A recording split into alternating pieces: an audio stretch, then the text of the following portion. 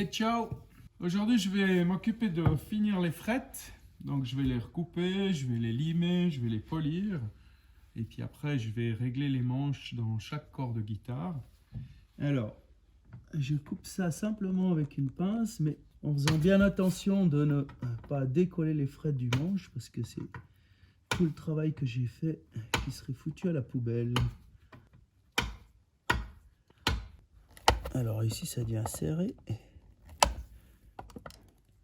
Tac. Et on commence à se côté. Alors c'est clair que quand on fait toujours les mêmes mouvements, ben, comme par hasard, on chope des cloques.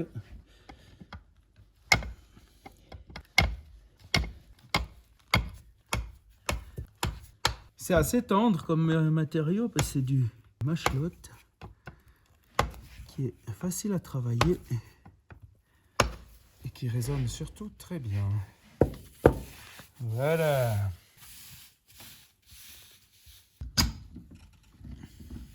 Alors maintenant, je vais limer simplement à plat toutes ces frettes.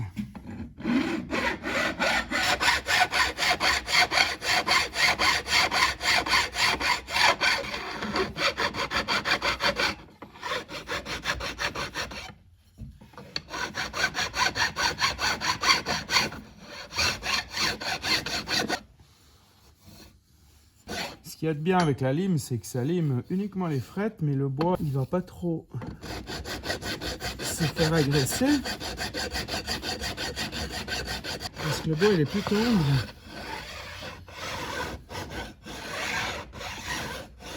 Il prend moins avec la lime et plus avec la cale à poncer.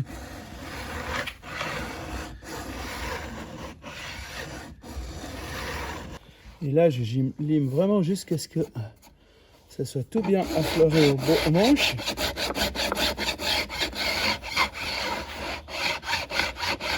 C'est clair qu'après, je vais reprendre le manche, je vais reponcer. Il y a juste les touches que je ne vais pas reponcer. Voilà. Et là, c'est beau brillant, là où ça a été limé, on voit vraiment bien si ça a tout été bien limé. Voilà, maintenant j'ai bien limé à plat. La suite, c'est de limer sur l'angle. Donc j'ai fait une cale exprès à 30 degrés qui va prendre uniquement le bord.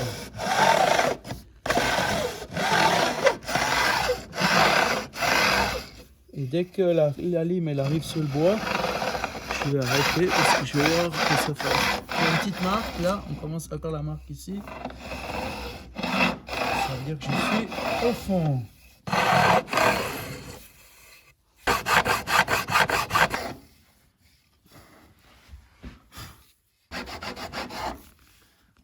Et voilà, c'est parfait.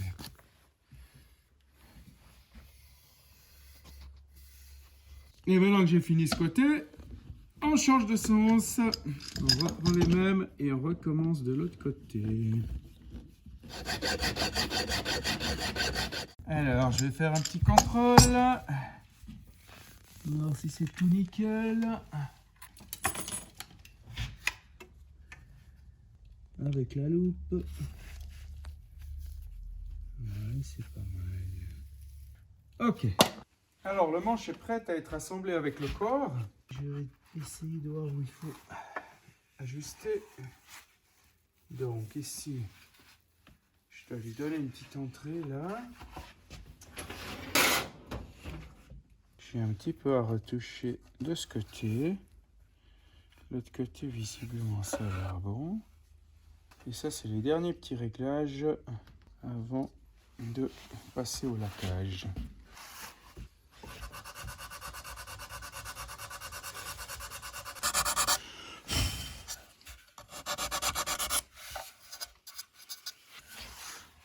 Et voilà. Il faut que je me donne un petit peu de jeu quand même, parce que on a encore les épaisseurs de vernis après.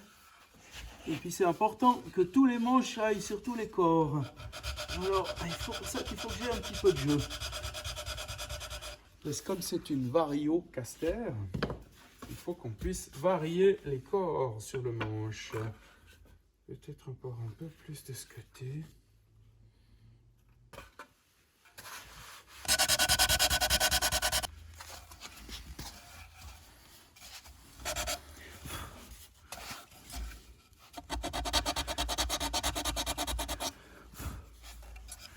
Voilà, on dégraisse toujours un petit peu sur l'arrière.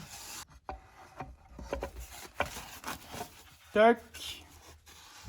Nickel. Je suis en face des vis. Oui, c'est bon. Parfait.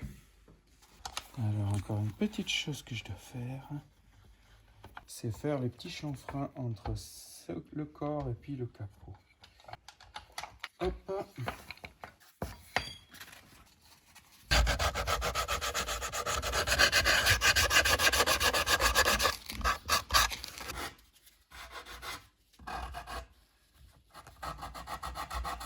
Parce que le traitement, je vais le faire avec le capot et le body en même temps. Voilà, comme ça, il est top. Je vais remettre les vis.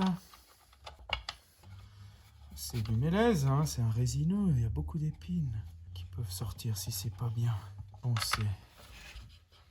J'essaie de mettre le jeu un petit peu régulier tout autour. Et puis après, il faut que je repense un petit coup là-dessus. Tac, ici, encore un petit coup.